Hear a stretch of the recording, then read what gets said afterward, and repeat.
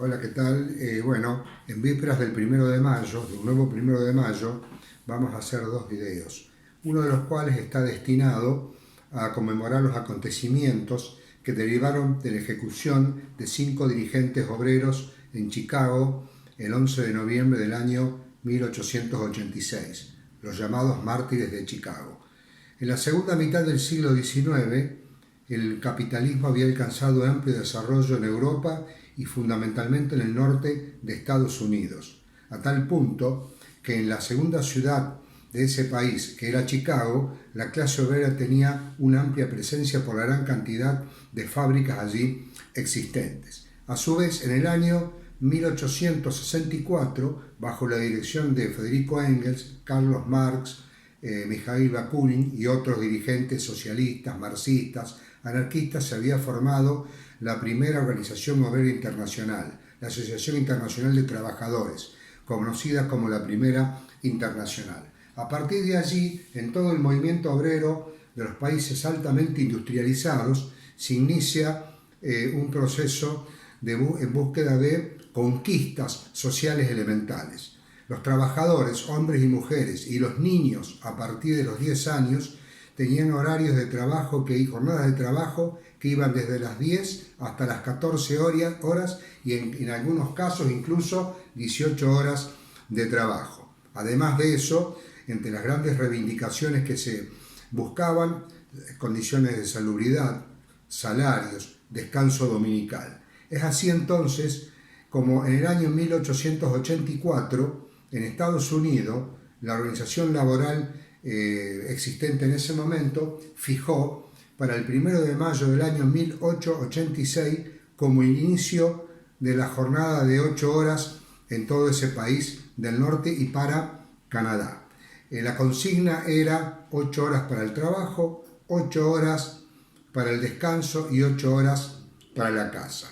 El movimiento obrero en auge estaba conducido por dirigentes socialistas y fundamentalmente anarquistas, muchos de ellos inmigrantes y fundamentalmente provenientes de Alemania. Es así entonces como a principios de 1886, ante numerosas huelgas en búsqueda de esa conquista de las 8 horas de trabajo, el presidente de Estados Unidos, Johnson, determina y pone en vigencia una ley que fijaba las 8 horas de trabajo para todos los trabajadores y trabajadoras de Estados Unidos. Algunas fábricas y algunos estados aceptaron poner en vigencia la ley, pero no así en Chicago. Es así entonces como se produce un hecho realmente importante que va a derivar en estos acontecimientos que estamos relatando.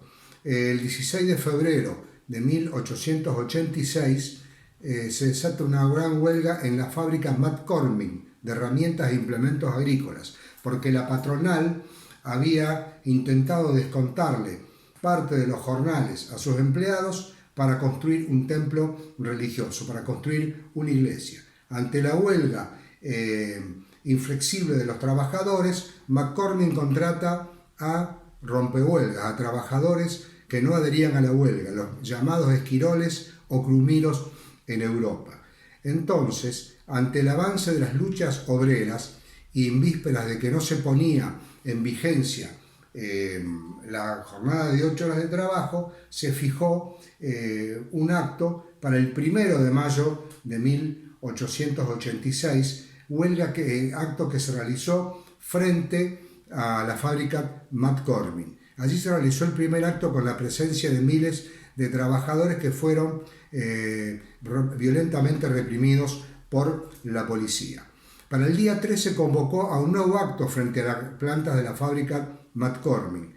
Se congregaron 50.000 trabajadores.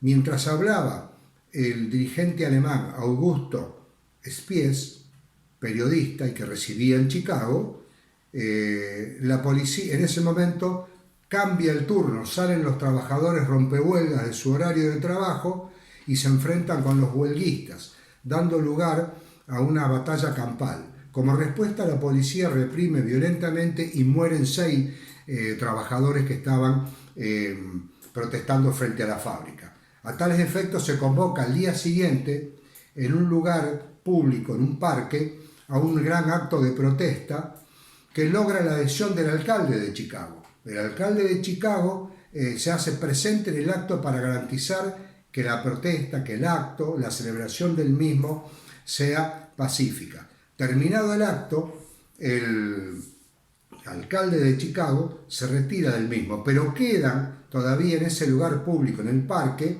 quedan 20.000 trabajadores. Entonces el jefe de policía de Chicago, con 180 policías, comienza la represión de los obreros que habían trabajado, que se habían quedado. En ese momento, un provocador, un infiltrado por parte de la policía, arroja un explosivo y mata a un policía, lo cual lleva que la represión se haga todavía mucho más violenta e de inmediato se procede a la detención de numerosos obreros, de trabajadores y trabajadoras, quedando en principio 33 detenidos, de los cuales por último van a quedar 8, que son los que van a ser sometidos a juicio allí en la ciudad de Chicago. Juicio que va a ser completamente injusto, sin ningún tipo de protección legal para los acusados, que no tenían nada que ver con el presunto atentado que había sido provocada por infiltrados por las propias fuerzas del orden y por las patronales, y en tal sentido, terminado el juicio, se aplican severas condenas, terribles condenas.